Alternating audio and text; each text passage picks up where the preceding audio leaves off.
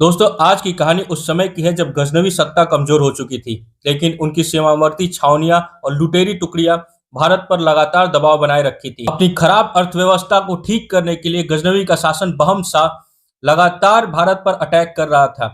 राजस्थान और गुजरात की आर्थिक समृद्धि को देखकर उनके ट्रेड रूट पर कब्जा करना चाहता था, लेकिन उनके सामने खड़ा था अर्णोराजा। चौहान किंग अर्णोराज ने पहले कई बार छोटे छोटे आक्रमण को रोका था, लेकिन इस बार हमला बड़ा था। गजनवी की सेना नागौर क्षेत्र से होकर राजस्थान में प्रवेश करने की कोशिश कर रही थी। जैसे ही ये खबर अर्णोराज को पता चली, उन्होंने तुरंत सीमाई इलाकों की घुड़सवारी चौकियों को सक्रिय कर दिया।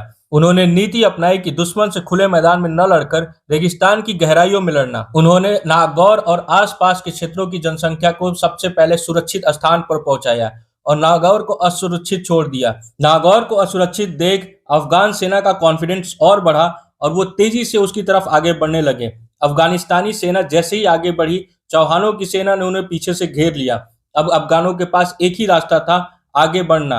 लेकिन प्रॉब्लम ये था कि नागौर के रास्ते में रेगिस्तान पड़ता था और वहां पानी की बहुत कमी थी।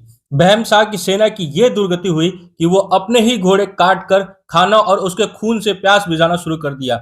बहम शाह की सेना पानी की कमी से और थकान से पूरी तरह चूर चूर थी। अर्णोराज ने अफगानों के इस कंडीशन का फायदा उठाया और उनके ऊपर तेजी से हमला किया। चौहान सेना के घुड़सवार तेज थे और तेजी से मूव कर सकते थे।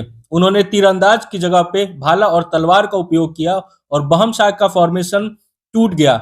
लॉजिस्टिक सप्लाई बहुत पीछे छूट चुका था और चौहानों के इस तेज हमले को गजनवी की सेना झेल नहीं पाई और पूरी तरह तितर बितर हो गई। हजारों की संख्या में अफगान सेना मारे गए और बहुत सारे सैनिक कैद कर लिए गए। बहम शाह स्वयं बड़ी मुश्किल से अपने इलाके तक पहुंचा और राजस्थान की उत्तर पश्चिम सीमाएं फिर से सुरक्षित हो गई।